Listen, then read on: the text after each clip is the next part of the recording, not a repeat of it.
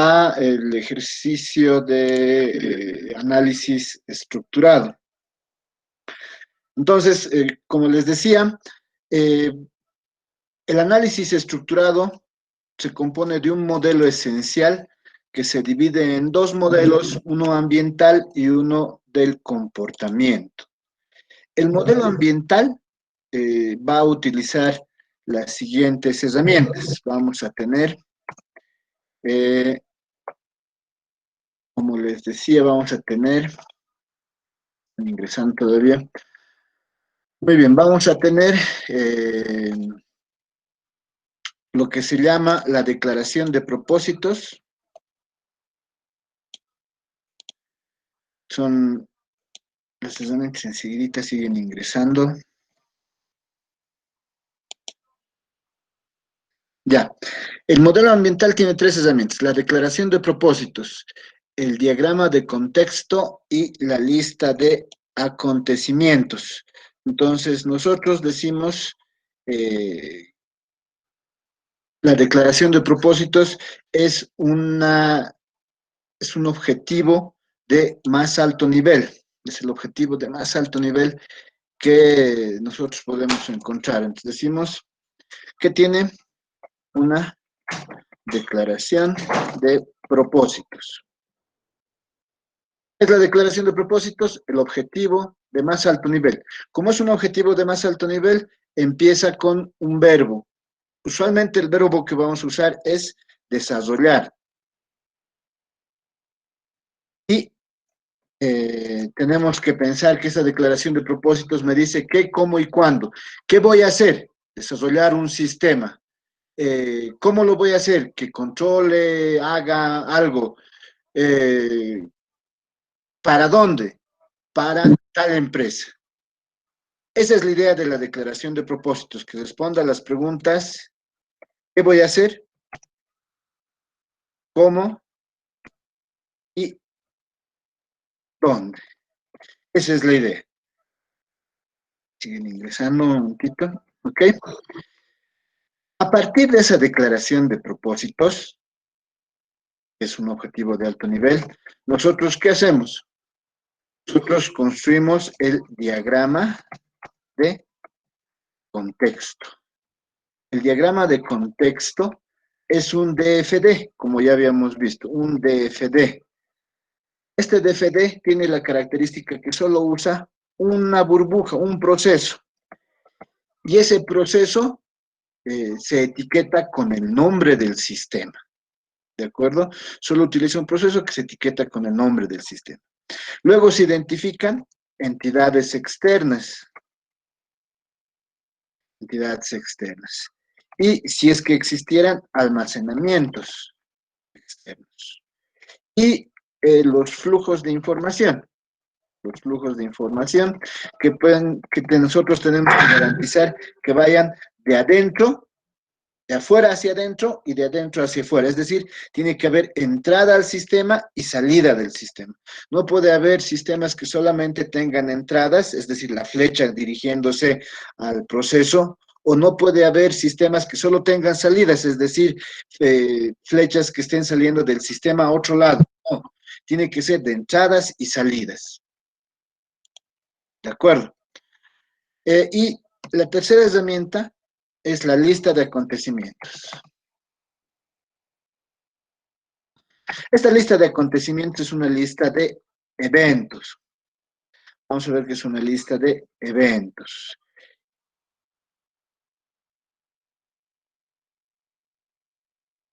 Es una lista de acontecimientos que son eventos, pero ¿cuál es la característica? Eventos que ocurren de afuera hacia adentro, ¿no? Son los eventos que ocurren de fuera hacia adentro. Y a lo más deben ser 7 elementos en esta lista. ¿De acuerdo? ¿Alguna pregunta hasta ahí? Pregunta. Preguntas. Álvaro, Marcelo, Eric, Fabiola, John, José, Kevin, Marisol, Oscar, Rosy, Sergio. ¿Alguna pregunta? Ok. nosotros vamos a utilizar esta lista de acontecimientos. Ahora, ¿cuál es la característica? ¿Qué es lo que hay que considerar? Me han hecho una pregunta. ¿Qué hay que considerar? Nosotros vamos a considerar esta lista de acontecimientos. Esta va a ser la base para construir este modelo del comportamiento. Lo primero que vamos a ver en este modelo del comportamiento es el diagrama general del sistema.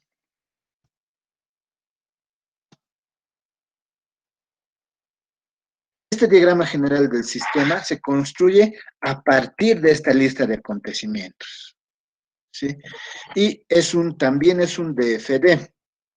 ¿Cómo vamos a construir? ¿Cómo vamos a construir este diagrama general del sistema?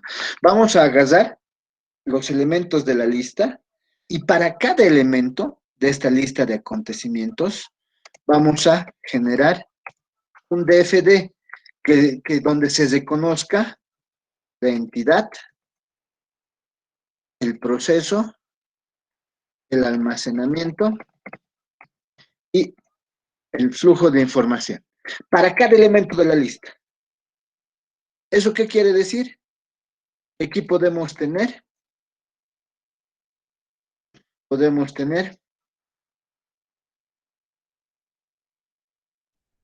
más de uno, podemos tener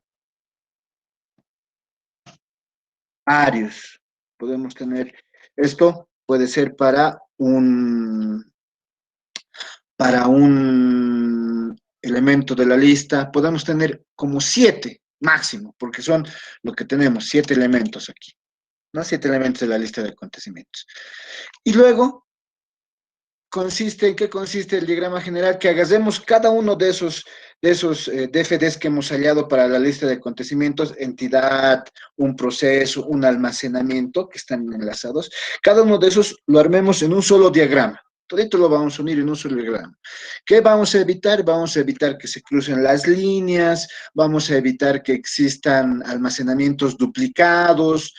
Si es que fuera muy grande y nuestro almacenamiento estuviera muy lejos, recién podríamos duplicar almacenamientos, pero en todo caso no es necesario. Se tiene que poder dibujar de tal manera que aparezca solo un almacenamiento y aparezca los demás procesos. Eso es el diagrama general del sistema. Ahora, este diagrama general del sistema nos va a permitir a nosotros encontrar niveles de DFDs. ¿Qué ocurre? Todos los diagramas, todos los procesos, ustedes más o menos lo vienen viendo desde 111, todos los procesos sin excepción se pueden subdividir en procesos más pequeños. ¿Eso qué quiere decir? Que nosotros podemos encontrar subprocesos. Estos subprocesos los vamos a identificar dentro de un rectángulo segmentado. Este rectángulo con líneas segmentadas va a representar un proceso. Y dentro de ese proceso, vamos a encontrar subprocesos. ¿Qué es lo que hay que considerar?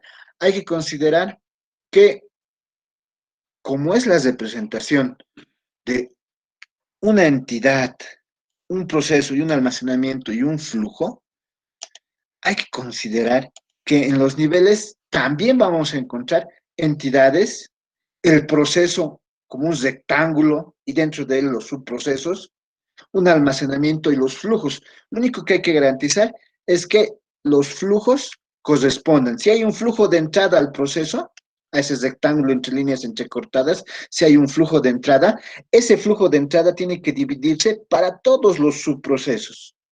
Si hay un flujo de salida de ese proceso, de ese rectángulo con líneas segmentadas, si hay un flujo de salida, de cada subproceso tiene que salir también un flujo. Eso es lo que hay que considerar. Y una vez que nosotros tenemos estos niveles de DFDs, lo que hacemos es la descripción de procesos.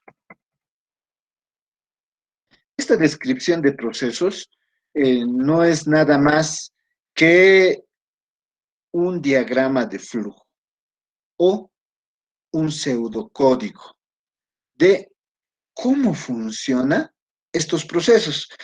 Pero hay que empezar del nivel más bajo. Tenemos que empezar del nivel más bajo de procesos que hemos identificado, del más bajo.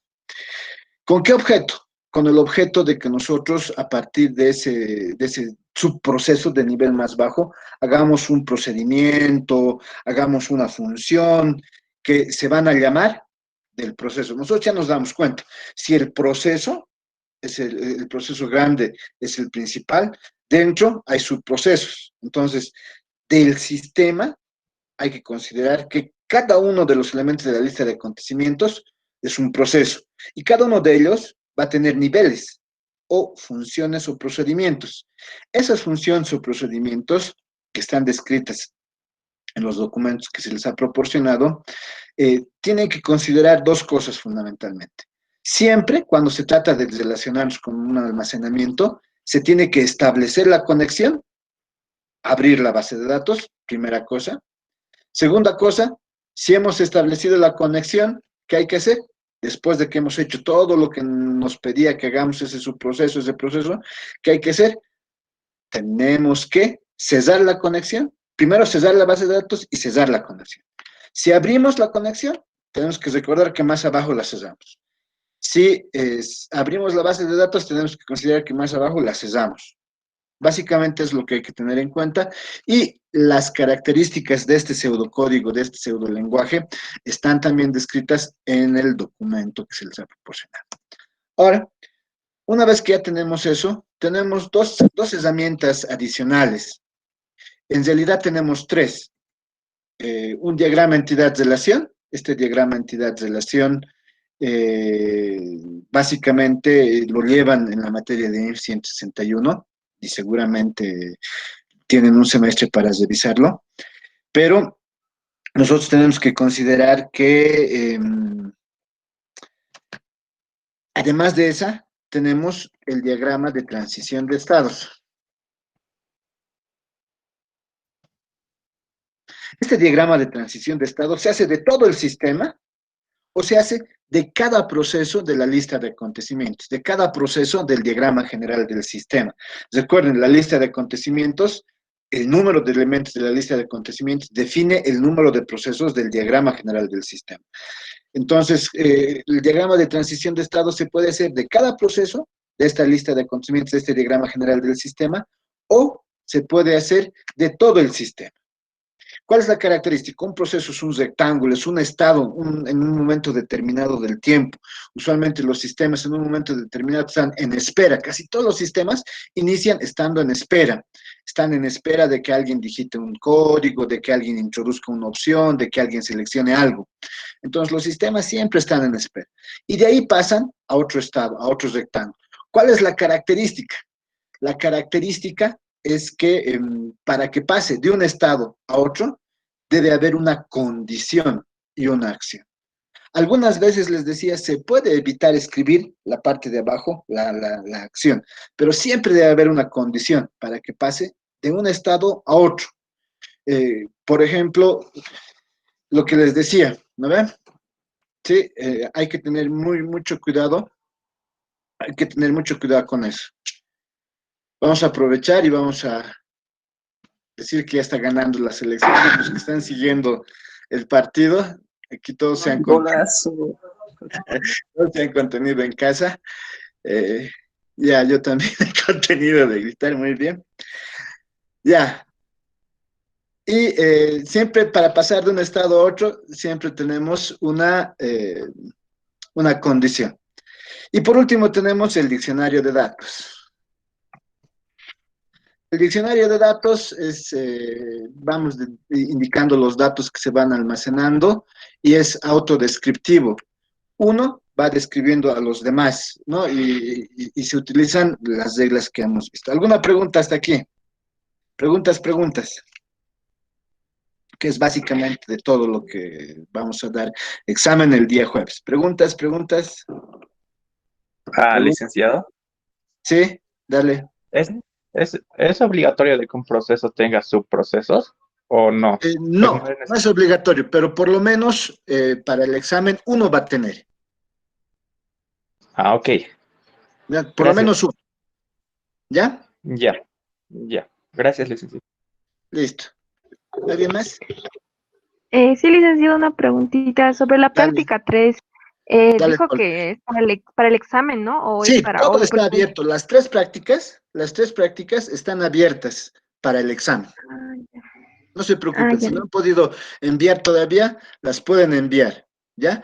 Pero es hasta el día del examen. Y lo voy a publicar en el grupo, lo voy a dejar abierto hasta las 23:59 del jueves. Ya, gracias. Ya, listo. ¿Alguien más? Muy bien, entonces, si no hay preguntas, vamos a cerrar esta grabación.